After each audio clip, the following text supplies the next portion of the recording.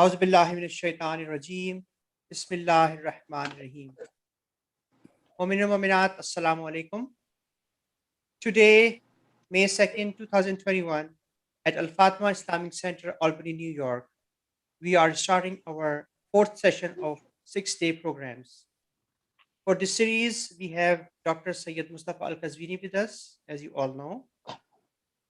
We will start our program with the recitation of Holy Quran, followed by his speech.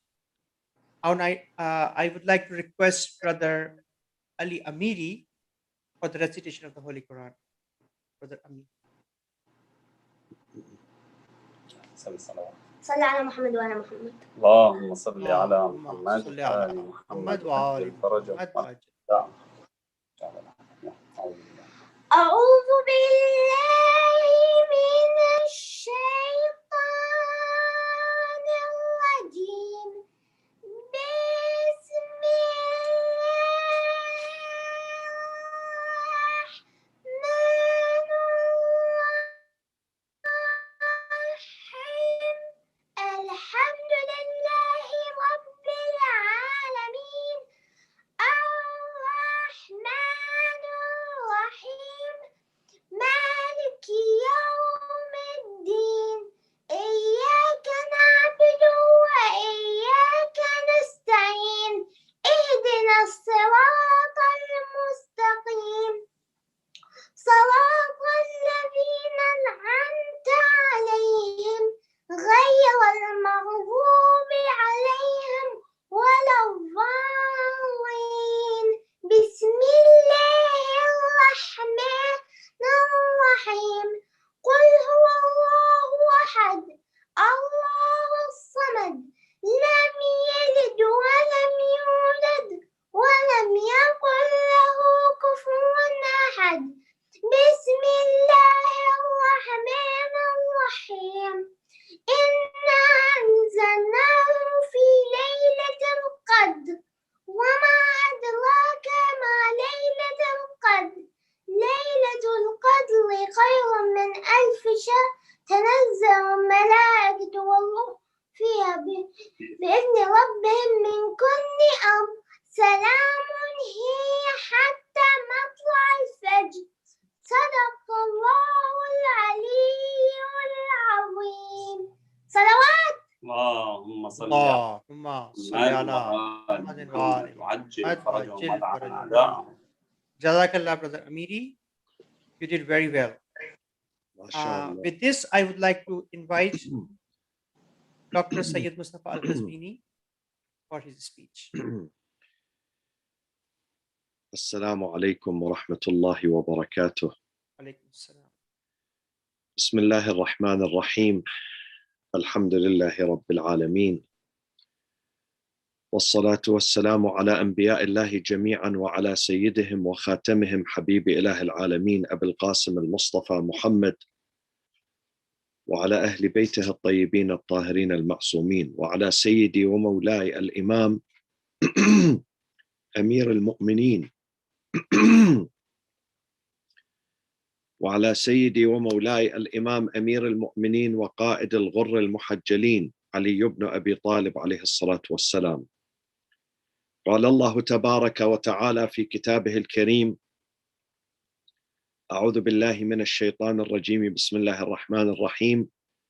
إنما وليكم الله ورسوله والذين آمنوا الذين يقيمون الصلاة ويؤتون الزكاة وهم راكعون. صدق الله العلي العظيم.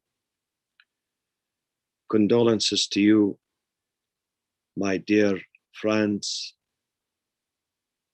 in the Albany community at Al Fatima Islamic Center, for these nights, the nights of the martyrdom of our great leader, the great leader of mankind, the great leader of Islam, Amir al-Mu'mineen alayhi salatu wassalam. Maybe the first and the foremost important character that a believer, a true believer, enjoys is that he or she would become a nurturer, a mentor, a teacher, an example for others.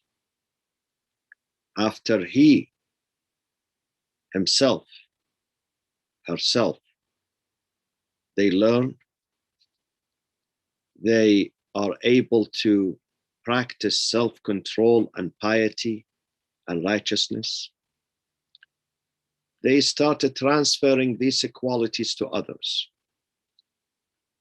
So in the community, in the family, they are teachers, they are role models, they are examples, they are mentors, they are nurturers, murabbi, nurturer, nurturing people through his speech, his or her speech, his or her character, his or her manner, his or her dealing with others, his or her relationship with others. These are the venues where we can demonstrate our piety, our sincerity, our purity. It is all through tarbiyah. This is what we need the most. والذي بعث في الأميين رسولا منهم يتلو عليهم آياته ويزكيهم, to purify them, to nurture them, to refine them, to teach them, to make them disciplined, to make them obedient to God. Tazkiyah. This is the month of Tazkiyah, the month of Ramadan. Throughout the whole year, it is a season of Tazkiyah, but this season, specifically the season of Ramadan, where we fast, we don't eat, we don't drink, we try to control our eyes, our ears, our mouths, our thoughts. Why? Why do we do this? Why some of you are hungry and thirsty and tired? Why some of you have little sleep? Because you work during the day and during the night, you have to stand. You have to stand before your Lord. You have to recite du'as. Why? There is a reason. Maybe our bodies get weaker, maybe.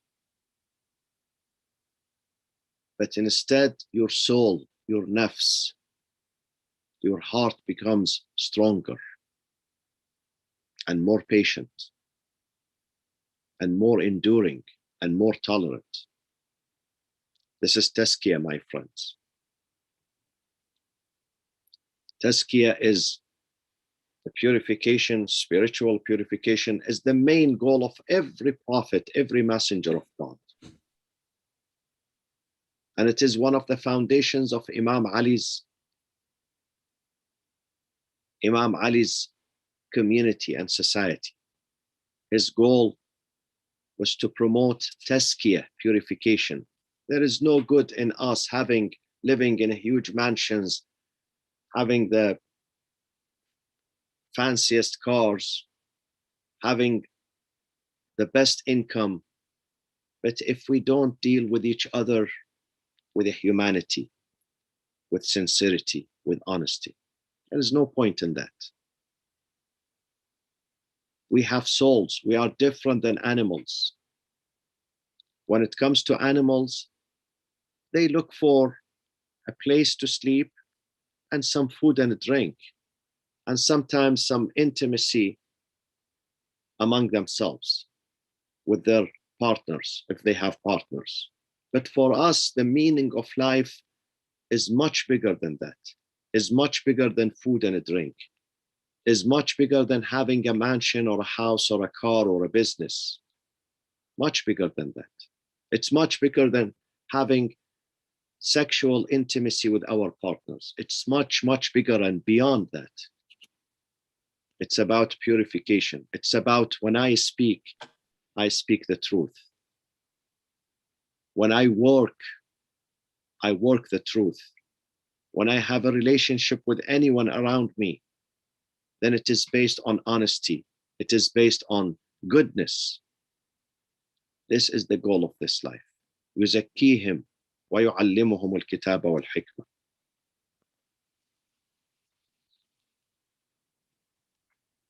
And therefore, every member in the society, if you are a father, if you are a mother, if you are a son or a daughter, if you are a neighbor, if you are a citizen of your community, of your country, you have a responsibility. You have a big responsibility of being murabbi. Murabbi means nurturer. It means being a mentor for others, being an example for others.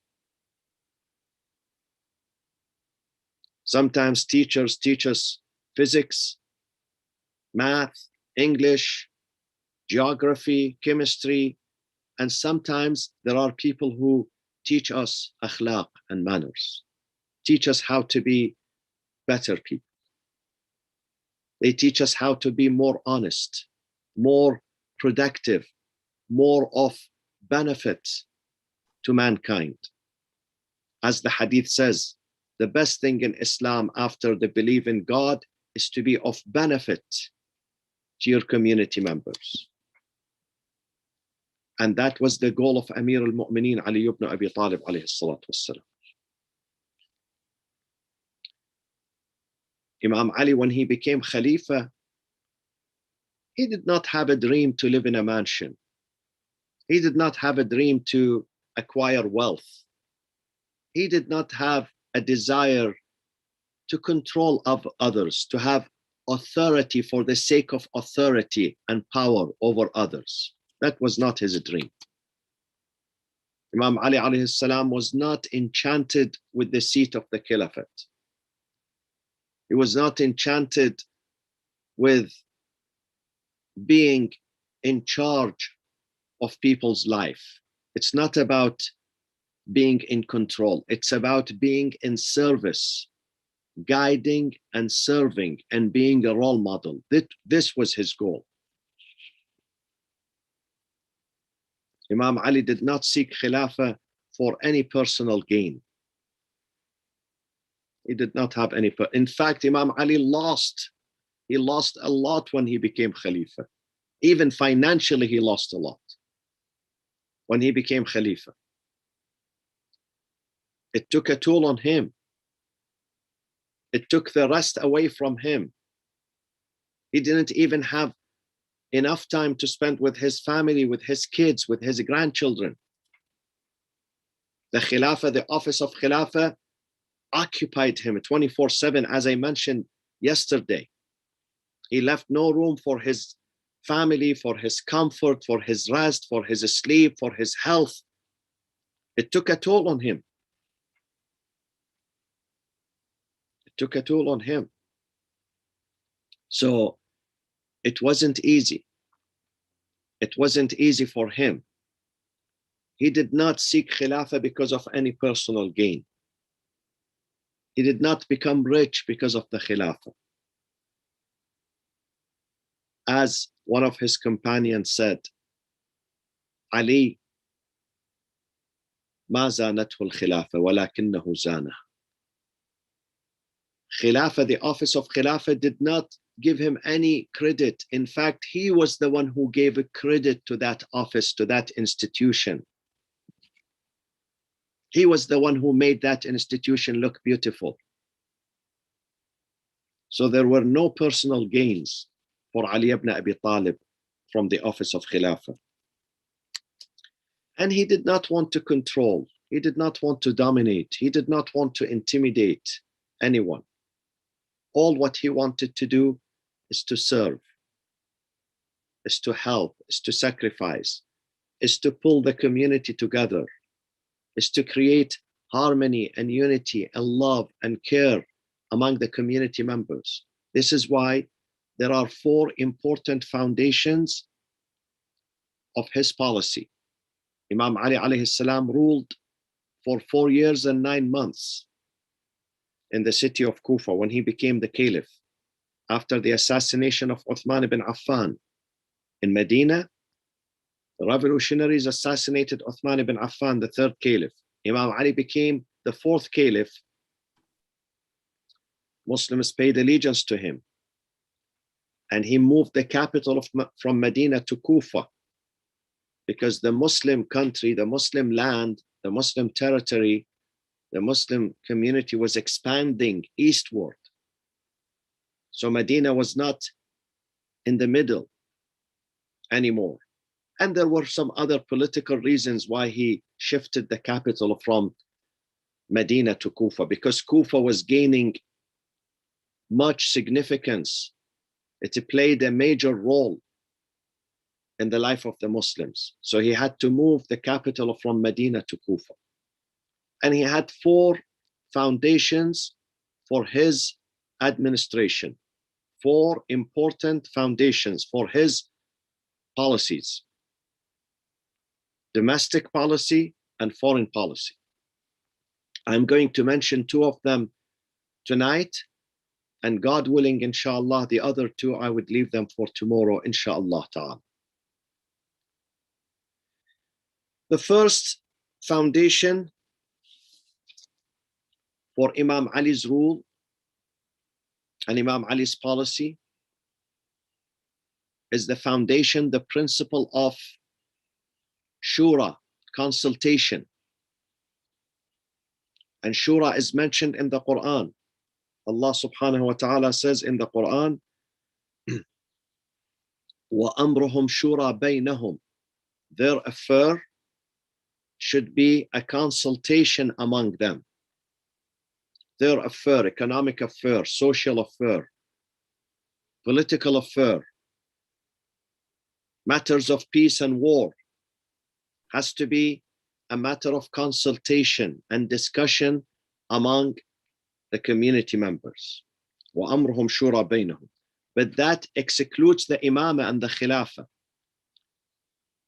Some people from other madahib, other schools of thought, they think that when God says وَأَمْرُهُمْ شُورَى بَيْنَهُمْ, it means the khilafah, the succession to the Prophet, also is open to the shura. No, this is not open to the shura. This is open only for ordination. God chooses. Inna Allah astafa. Whenever it comes to imamah and khilafah, appointing a prophet or an imam, God says, I have the right.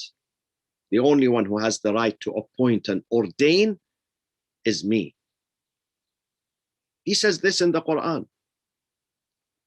In chapter 28, Surah Al-Qasas, God says, مَا كَانَ لَهُمُ الْخِيَرَةُ مِنْ أَمْرِهِمْ. I don't leave the issue of imamah, universal leadership. Yes, if you speak about a local mayor, you may elect your local mayor.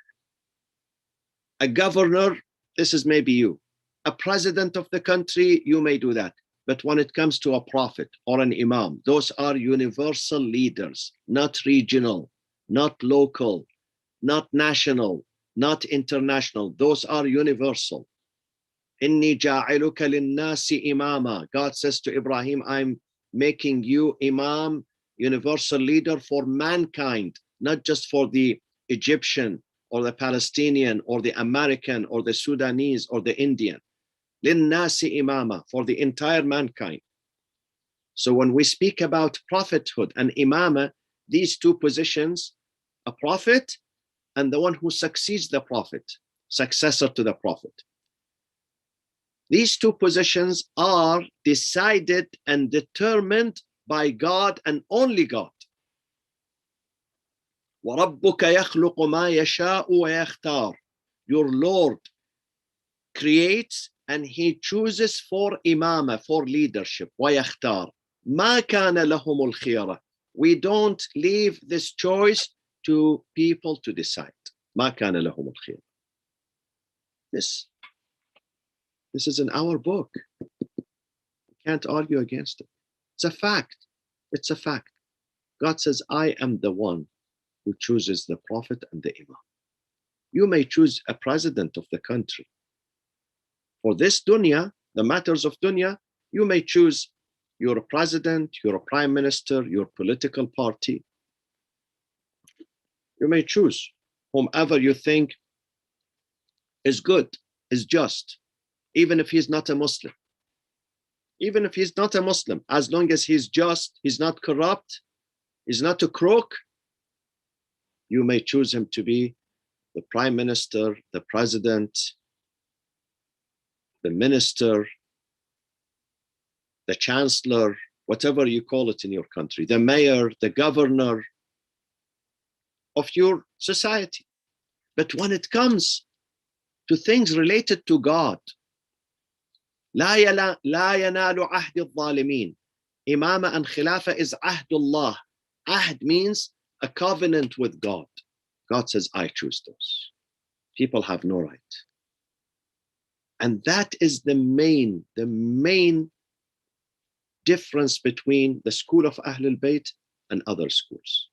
In the school of Ahlul Bayt, we follow this book, the Quran. God appoints the Prophet, and after the Prophet, he is the one who appoints the Imams, the successors. In other schools, they say it's Shura. But even Shura was not practiced, my friend. In Saqifa, Shura was not practiced after the death of the Prophet. Shura was not practiced. There was the decision of only 3 people who chose Abu Bakr. Only 3. Read the books of history. Behind me, I have here Tabari. See, on the shelf there, Tarikh al-Tabari, the most important book of history in Sunni Islam. Muhammad ibn Jarir al-Tabari. He died over 1100 years ago. He died at 310 Hijri. Now it is 1442. He says that in Saqifa, there were bullying, there were fighting, there were fist fighting, they were cursing. Do you call this democracy? Do you call this Shura? No, this is not Shura. He says in Saqifa, there were intimidation, there were cursing. Umar was cursing Sa'ad ibn Ibadah and others. Umar ibn al-Khattab was intimidating others. Read it in the books of history. This is not me. Let's be open-minded, put bias aside. Don't get angry, don't get frustrated. Read these books with open-mindedness and put Allah above you, not your desire, not your family, not your heritage, not your own tradition. Put God. And then read for yourself what happened in Saqifa after the death of our noble Prophet Muhammad sallallahu alaihi wasallam. Saqifa was not democratic. Was not democratic. I have written a book about that. That book in English is called When Power and Piety Collide. When Power and Piety Collide. I've written this book 17 years ago. And if you want to check out what happened in Saqifa, go to our website, iecoc.org. Go to the resources, click on that book. You can download it in a PDF file. And you can read and see exactly. And I gathered all the information from Sunni sources regarding Saqifa and what happened in Saqifa and the fact about Saqifa. So it's not about Shura. Shura means when we discuss our social, political, economic affairs. God says to the Prophet, وَشَاوِرْهُمْ فِي الْأَمْرِ. وَشَاوِرْهُمْ فِي الْأَمْرِ. Here, the scholars say, when you intend to go to a war, then consult your community. Consult your community in matters of war. And this is why we read about the Prophet when he intended to go to a war to defend Islam. He would gather even his wives. At that time, nobody respected women. Nobody consulted women in that society 1400 years ago. But the Prophet wanted to present an example, a lesson, a reminder for us that women's opinion is also important. So he would gather his women and his wives, and he would consult them regarding matters of war and peace. It's an example for us, so we learn. We don't treat women as second class and third class and fifth class citizens. This is un-Islamic. We must consult with them and seek their opinion, because many of them are wise, educated, and they have experience. And this is the sunnah of Rasulullah sallallahu alaihi wasallam. This is his tradition. He would gather his wives and he would consult with them. So the most important foundations of Imam Ali's administration, Imam Ali's government, was consultation, shura. And my friends, where does shura begin? Does it begin at the local parliament? At the national parliament? Does it begin at the Congress only? Or House of Commons? Where does it begin? It begins at home. It begins with the father and the mother consulting with each other regarding the affairs of their family, the affairs of their children, the future of their children, anything related to children, their education, their healthcare, their well-being, their marriage, their life, their future. They have to discuss that. The husband and the wife, they sit together. Some of the husbands who come from absolute patriarch society, who don't respect their wives, they don't even respect women in general, they don't give them any rights, are mistaken. Those husbands, those men are mistaken. They have to revisit what they are doing, and they have to correct, and they have to follow the teachings of the Quran, the Sunnah of the Prophet, and the tradition of our Imams, specifically Imam Ali alayhi salam, Amir al-Mu'minin. Shura begins at home. You as a father, you must consult not only your wife, but your children too. And sometimes if you have grandchildren, consult them too. And if you have your parents with you, your siblings, consult them too. Don't make a decision based on your own desire, your own opinion. Imam Ali alayhi salam says, whenever you consult with others, you're going to enjoy the benefit of their brains and intellectualities. You are joining your brain to their brains. So here we don't have one brain solo, acting solo. We have many brains getting together and brainstorming. And the result, most likely, not definitely, most likely is going to be accurate when you share the opinion with others. On the other hand, he says, وَمَنِ اسْتَبَدَّ بِرَأْيِهِ هَلَكَ. If someone exercises istibdad, despotism, and he does not consult anyone, and he does what he likes only, and he disregards other people's opinion, that person is going to perish. وَمَنِ اسْتَبَدَّ بِرَأْيِهِ هَلَكَ. A despot who does not consult others is going to perish, is going to bring damage upon himself and his family and his community.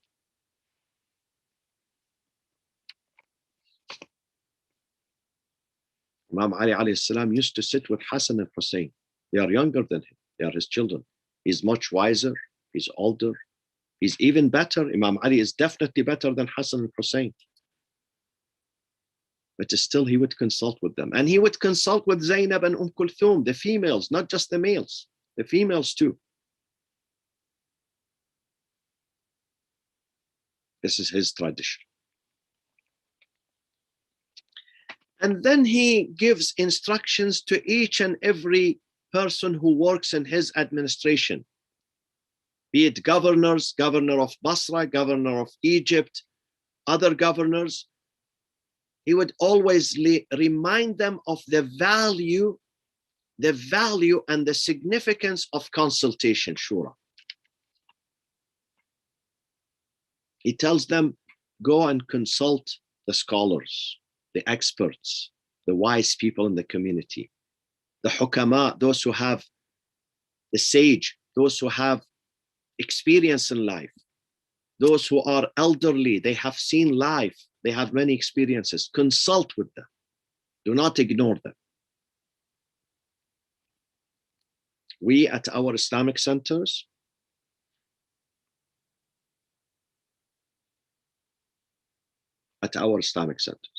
we should learn the concept, the principle of shura. We do nothing without consultation. This is why we have to have board meetings. And these board meetings should not be ceremonial. It should be a real board meeting where we give freedom and opportunity for the board members to express themselves freely without intimidation, with courage, with honesty. They express their views regarding anything related to the Islamic Center, to the community center, or anything related to the affairs of the community. And each one has one opinion.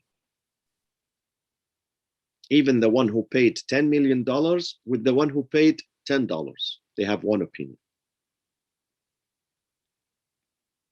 They have one opinion, and all opinions have to be respected. And then if we do not reach a majority opinion, then it has to be the opinion that wins is the one which has 51 votes. That is democracy. That is what Allah says in the Quran, shura, consultation. Usually, Islamic centers, community centers that have vibrant and responsible board members and who incorporate shura in their decisions are successful. I know we cannot satisfy the entire community. No, you can't. Some people in the community, whatever you do for them, they're not going to be happy. It's okay. It's okay. Even prophets and imams could not satisfy their communities. Prophet Muhammad, the greatest man God created, he had some enemies in his community against him. They refused him, they rejected him, they disobeyed him. So you can't satisfy all people, but at least we have to do our best to satisfy the majority of the people. So that is the first thing. That is the shura.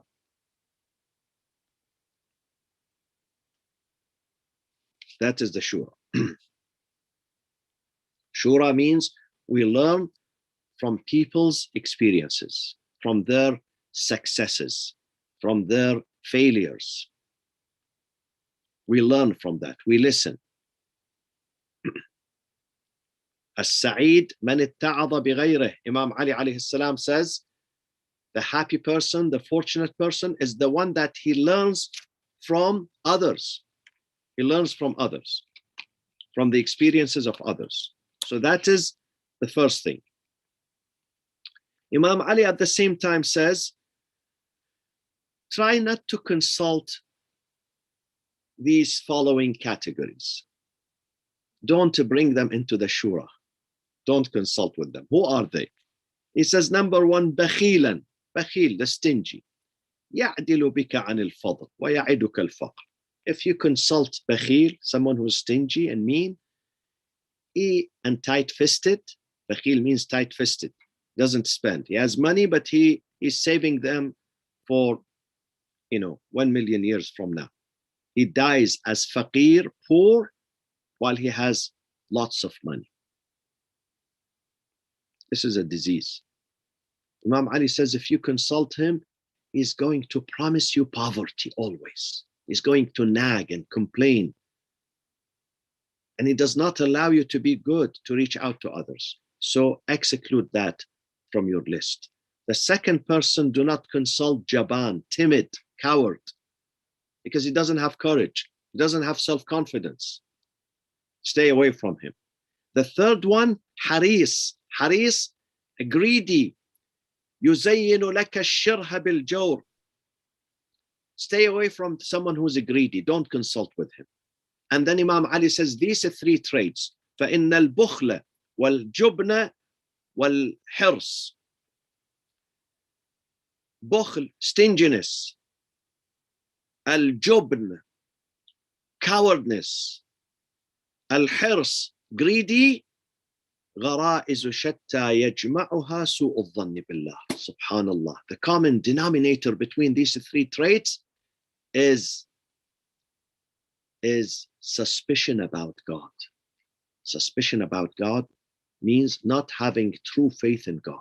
If someone has a true faith in God, he would not become bakhil, not stingy, not greedy, and not coward. But when people are disconnected from God, they don't have a trust in God. They don't put their trust in God. They don't have faith in God. They're going to develop these three bad traits: greed, stinginess, and cowardness. Imam Ali says, don't consult him. He himself would ask people to advise him. He is the best. He's the most intelligent. He's an imam. He's being guided by God, by divine guidance. But still, when he was a leader in the position of power, he was in charge of the affairs of the ummah, the community. He said to people, come to me and suggest to me. I am open for suggestion. I am open for criticism.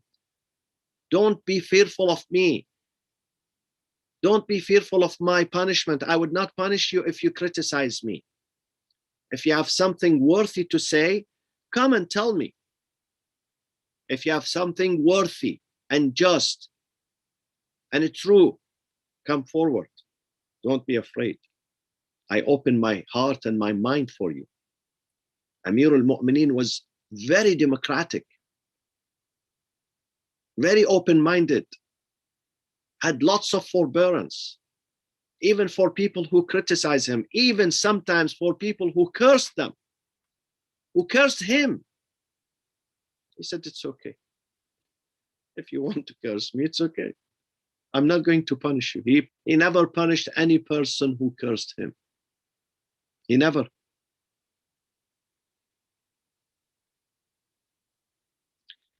Because he did not feel insecure. Someone who would curse you sometimes, he wants you to feel insecure. But if you have self-confidence, you know you are not doing something wrong.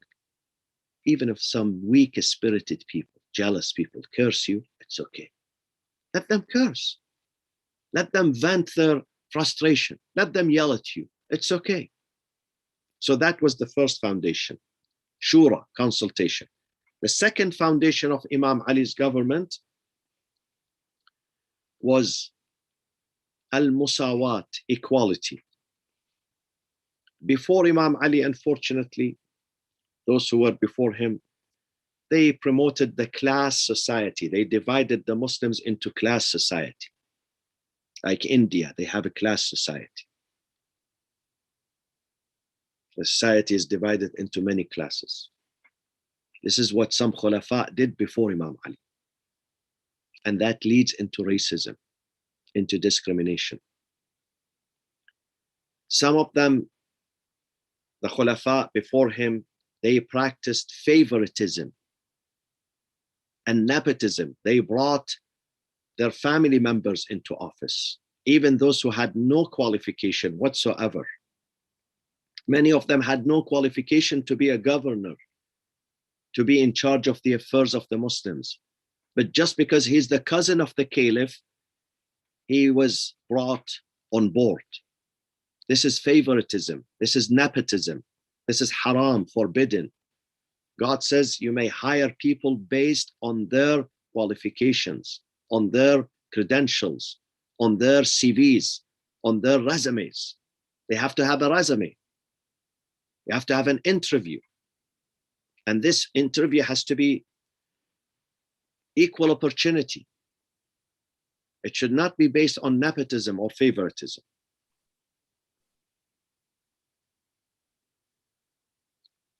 So the policies of those who were before him led into the division in the community.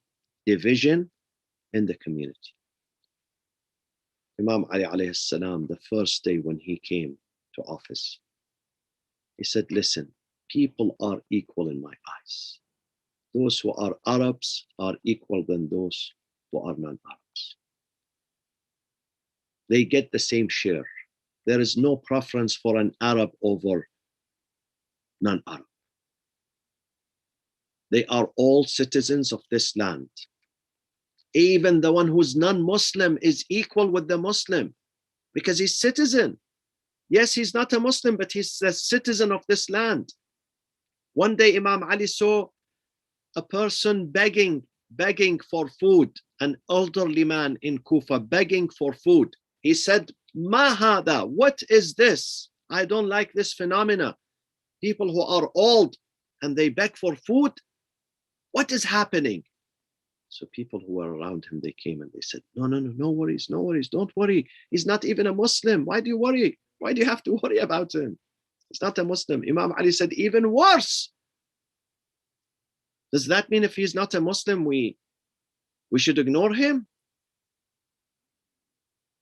We should make him go and beg? Ista'maltumuh when he was young. You overburdened him with work. Now that he's retired, now he's old, he's tired. Now you abandoned him to sleep in the street? You have to give him a salary from Baytul Mal, from the treasury. Even if he's not a Muslim, he's a human being. He's a human being. We don't care about people's religion. They are citizens. We should not discriminate. In many countries, they do discriminate against their citizens. In India, they discriminate against the Muslims in favor of the Hindus. In China, they discriminate against the Muslims. In America, in Europe, in Germany, in France, in many countries, there is lots of bias and discrimination against the Muslims because they are Muslims, not because they did something wrong. Just because they are Muslims, they are discriminated against. Islam says, don't look at people's religions. They are citizens. Don't judge them according to their religion. One day, a lady came, an Arab lady with a non-Arab lady. Non-Arab are called mawali. So they went both to Bayt al-Mal to get their salary. Imam Ali gave 3 dinars. A dinar is a gold coin. So 3 gold coins to each one of them. When they left Bayt al-Mal, the Arab asked the non-Arab, how much Ali gave you? She said, 3 dinar. She said, wow, he gave me 3 too. So she went back to Bayt al-Mal, the Arab woman. She said, oh, Imam Ali, you gave her 3 and you gave me 3, but I'm an Arab. Imam Ali said, so what? You are an Arab. What does that mean? Then he took a handful of dirt from the ground in his two hands, 2 palms. He opened them. He said, which dirt is better than the other, this one or that one? She said, no, they are the same. Imam Ali said, humanity made of this dirt, it's the same. Even if you are an Arab, that does not make you superior to non-Arab. Stop this racism. Imam Ali was the very first person, Imam, leader, universal leader who was fighting against racism and bigotry and discrimination and bias. He said to her, don't repeat this sentence again. Arabs and non-Arabs are equal.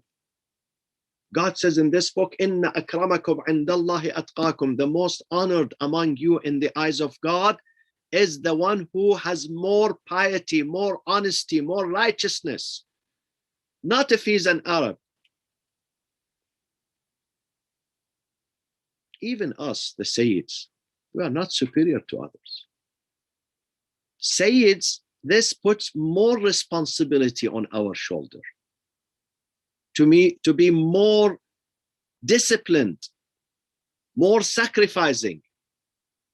It's not a privilege. It's a responsibility.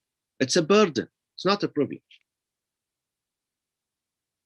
And if someone says the hellfire is not going to eat up the Sayyids, he's wrong. Because Imam Zain al-Abidin says God created paradise for whoever obeys him, even if he is slave.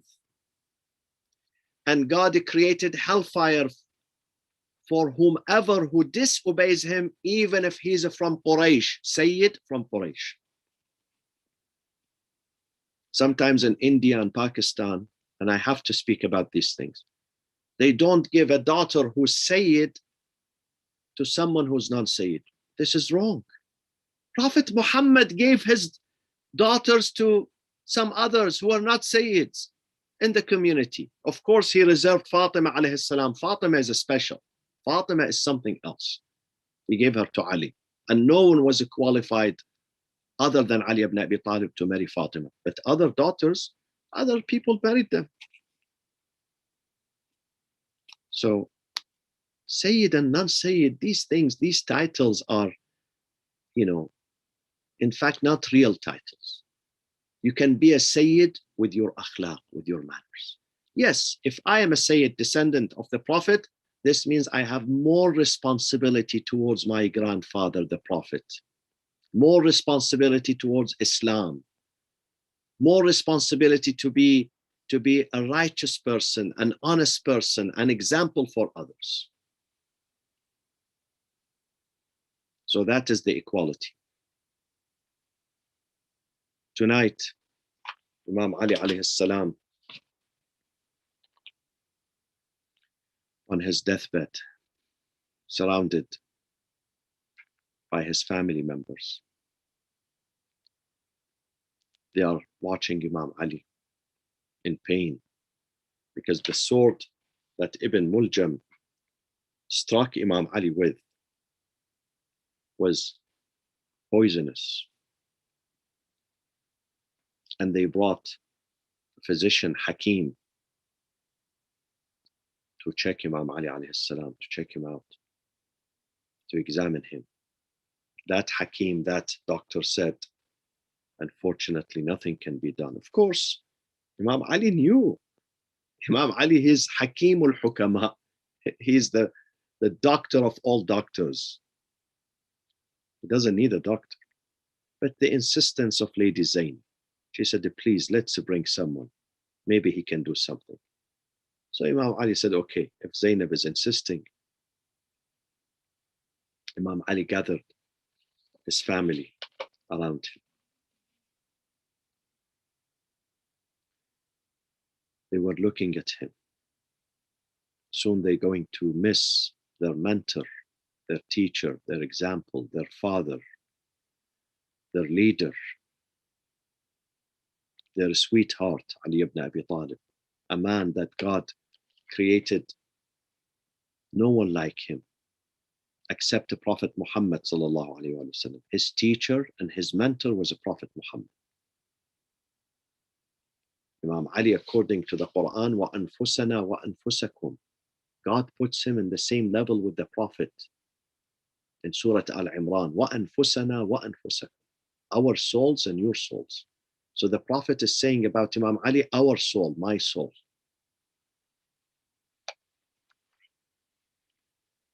Imam Ali, because of the pain, enormous pain,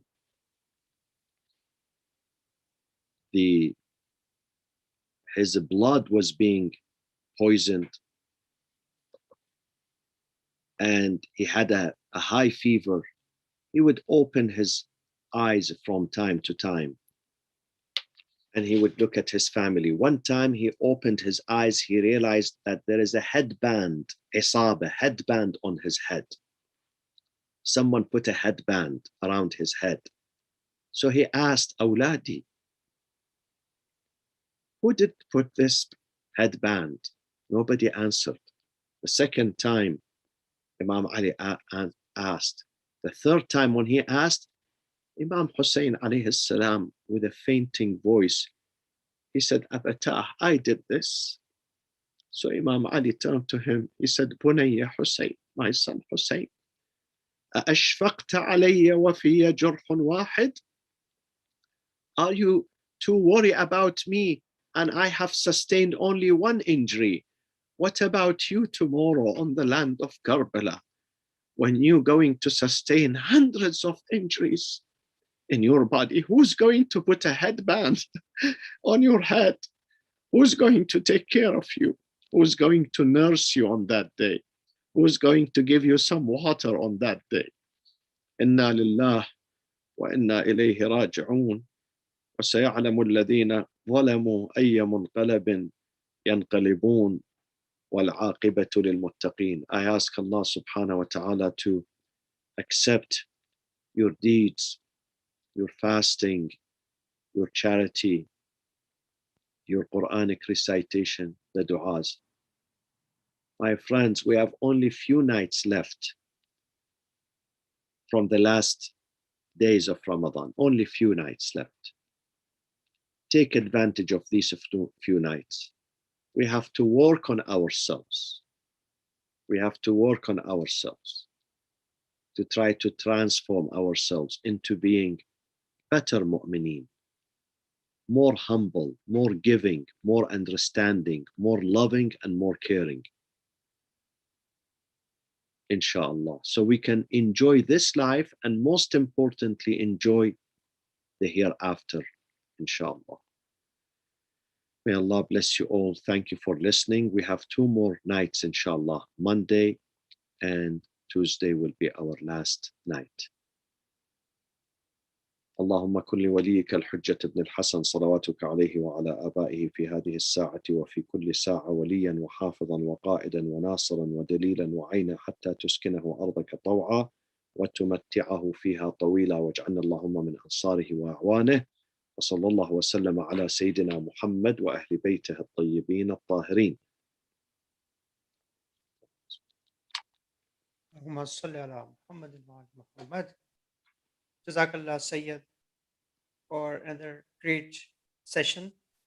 Inshallah, we will continue these sessions for upcoming nights. And we'll see you tomorrow, inshallah. Assalamu alaikum. Mu'min and Mu'minat, with this, we conclude our program for today. And we will be back around 9:15 p.m. for our Urdu session, inshallah. Until then, Yamanillah and Khuda Hafiz.